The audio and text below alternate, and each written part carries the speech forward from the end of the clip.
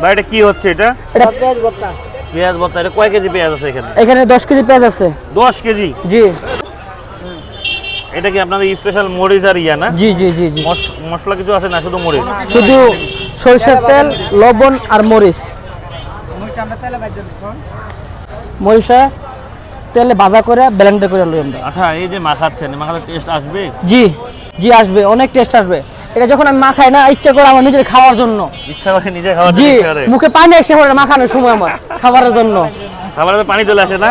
অবশ্যই। আপনি দেখেন আপনি আসেন কিনা, আমি তো মাখাইতেছি। না, এই ফ্লেভার তো মানুষের জন্য অনেক সুনাম বললো যে পেঁয়াজ জি কাটার ভর্তাটা। জি জি জি। এটা কতক্ষণ থাকবে? এটা সর্বোচ্চ 1 ঘন্টা, ঘন্টা আবার বাড়াইতে আছে? হবে। জি।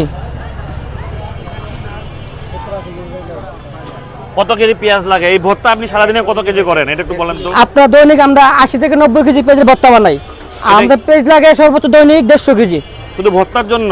ভর্তার জন্য 100 কেজি পেঁয়াজ, আর 50 কেজি পাকের জন্য। পাকের জন্য 50 কেজি, আর ভর্তার জন্য 100 কেজি? 100 কেজি। এটা কি সুমাইয়া বিরিয়ানি হাউজের জন্য? শুধু সুমাই বিরিয়ানি হাউসের জন্য।